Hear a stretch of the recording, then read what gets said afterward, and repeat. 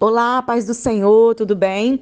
Você está participando do mini curso online Escolhidos, como preparar a equipe para o Ministério Infantil, que é um curso exclusivo aqui no grupo Mala de 10.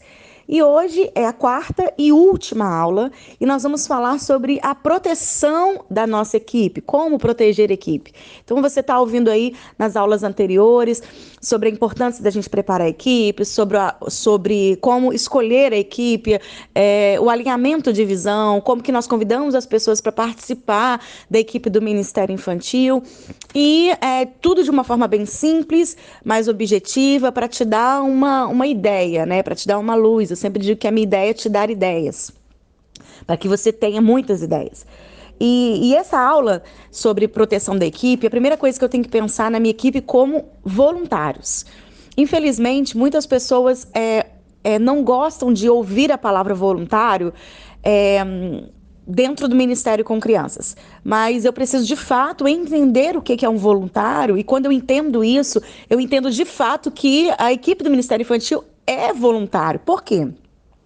O trabalho voluntário, ele é uma atividade não remunerada, né? É uma pessoa que presta, uma pessoa física que presta serviços a uma determinada instituição, uma determinada entidade sem ter fins lucrativos, ou seja, ela não é remunerada. Então, quando a pessoa. E ela faz isso, ela presta esse trabalho voluntário, está se voluntariando sem receber algo em troca, em termos de finanças, em termos de remuneração. Ela faz isso porque ela acredita naquela causa. Então, se você se voluntaria, por exemplo, um trabalho no hospital, seja de evangelização, ou seja de contação de história, não importa, você está se voluntariando, ou seja, você dedica o seu tempo sem fins lucrativos para aquela causa. E de contrapartida, quando você faz parte de um trabalho voluntário, essa instituição que está te acolhendo para receber o seu trabalho, ela não pode ser uma instituição que recebe honorários. Ela não pode ser uma instituição privada que recebe dinheiro. Então, sempre tem que ser, o trabalho voluntário é sempre em uma empresa que não tem remuneração, que a pessoa não vai ganhar em cima de você, né? Então, o Ministério com Crianças, ele também é um trabalho voluntário. Por quê?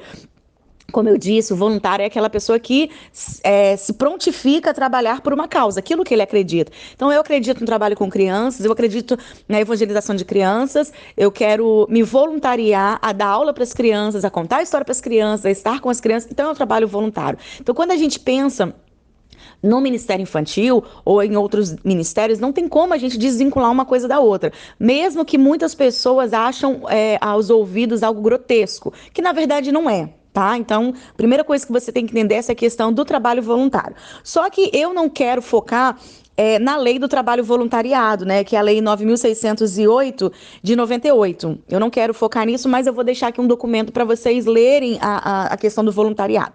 O que eu quero que você entenda desse tema de aula hoje, que é a proteção da equipe, é pensar numa política de proteção para a nossa equipe.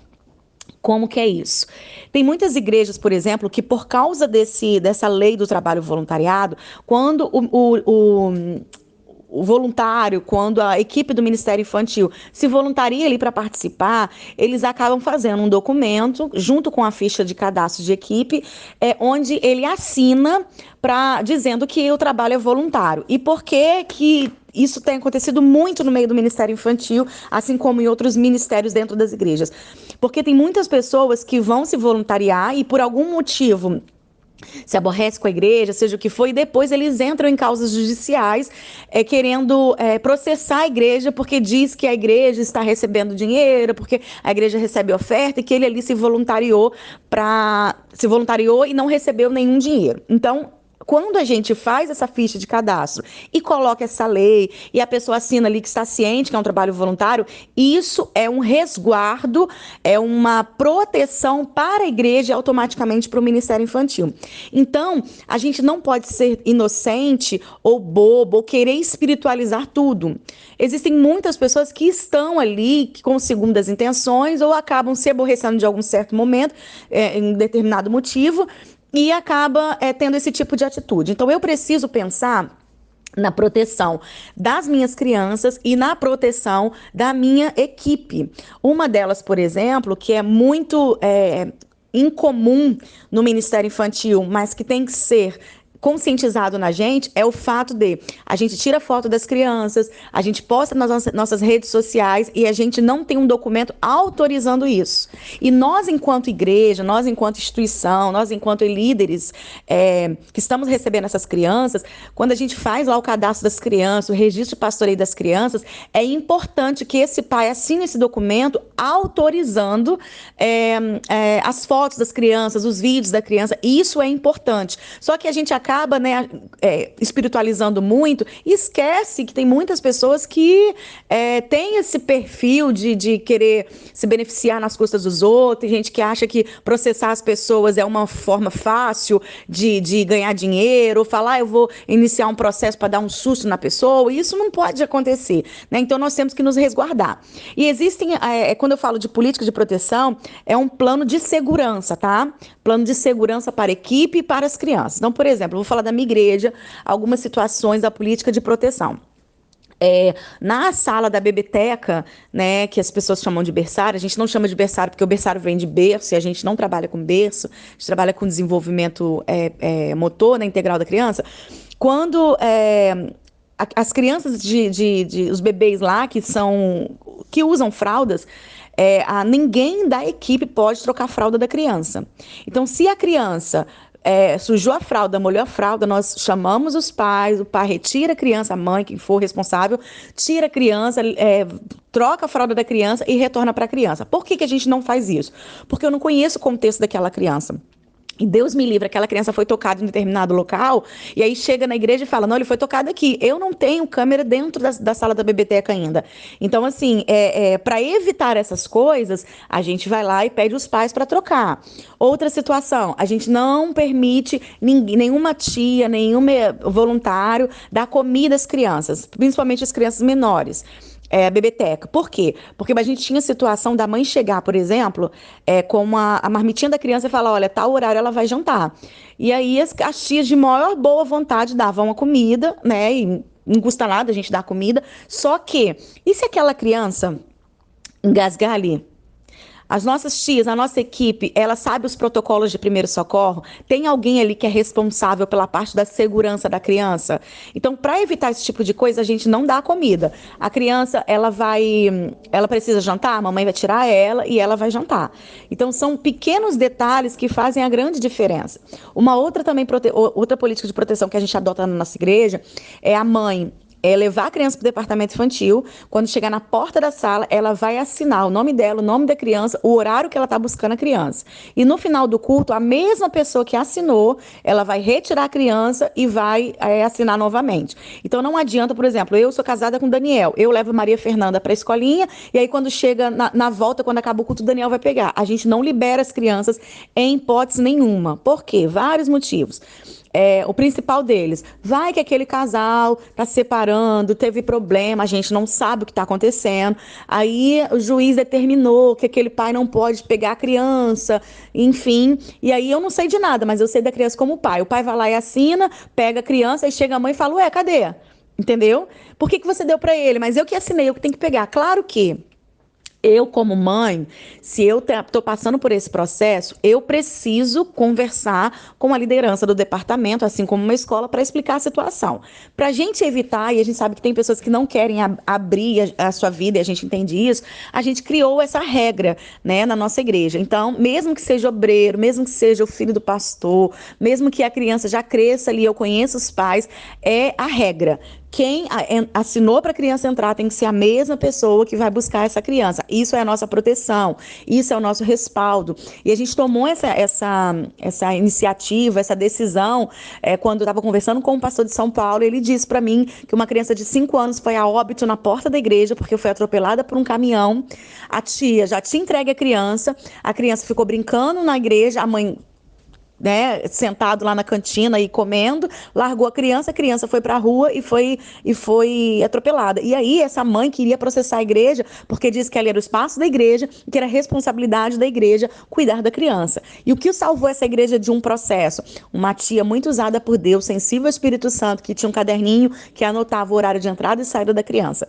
Então, quando você faz esse caderno de registro, como a gente chama lá, e a gente coloca esse horário de entrada e saída, é, eu preciso entender esse caderno como um documento. Então, eu não posso, esqueci a caneta, faço de lápis. Não, tem que ser sempre a caneta porque é um documento. Então, isso é uma proteção. Você pensar, por exemplo, no lanche que você vai dar para as crianças é uma proteção. Quando você faz lá o cadastro das crianças e procura saber a alergia alimentar daquela criança, você está protegendo essa criança. Então, não é só, né, você pegar as crianças, juntar num espaço e é um departamento infantil. Não.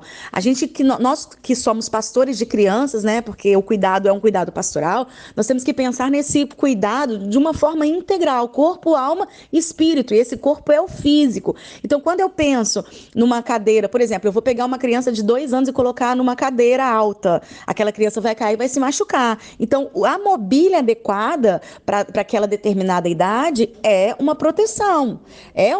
Eu pensar num plano de segurança para essa criança. Então, eu preciso pensar no plano de segurança não só para a criança, mas também para a equipe, tá? Então, é importante, se você tem uma equipe muito grande, você fazer esse documento para ele assinar, dizendo que pode aparecer nas fotos, nas imagens, porque, infelizmente, irmãos, a gente precisa ter essa consciência que tem muita gente, nem todo mundo que está em Israel é israelita. Então, tem muitas pessoas que se magoam por determinadas, ou não estão libertos mesmo, e acabam arrumando problema para a gente. Então, a gente precisa pensar nessa proteção. Outra situação também que eu me lembrei agora é a questão da equipe do Ministério Infantil ter cursos de primeiros socorros. Isso é fundamental.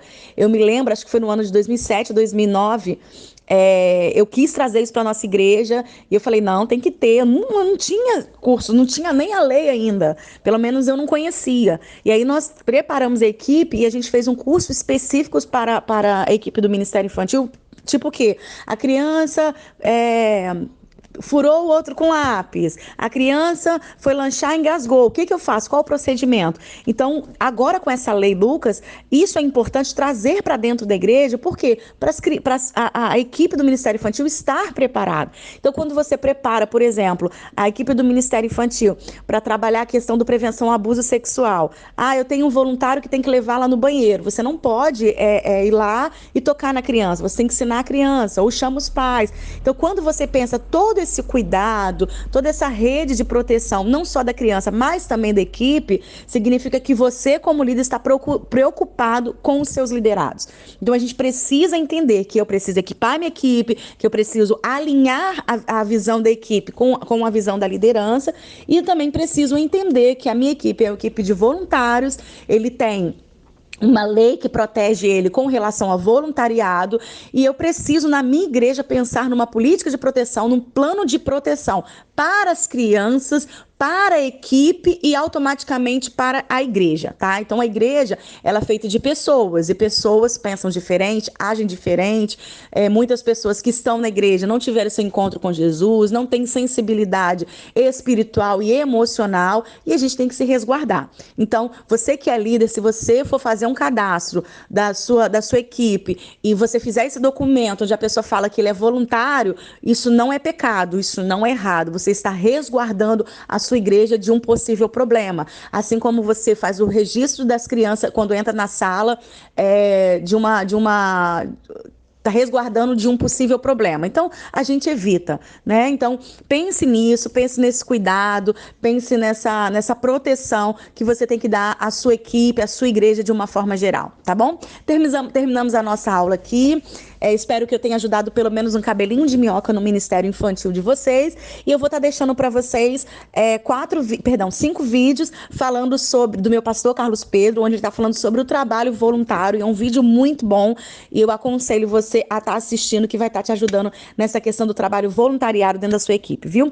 Deus abençoe a todos, fique na paz do Senhor Jesus e até a próxima aula, no próximo curso. Sobre planejamento, sobre plano de ação. Que Deus continue abençoando vocês e fique na paz do Senhor Jesus.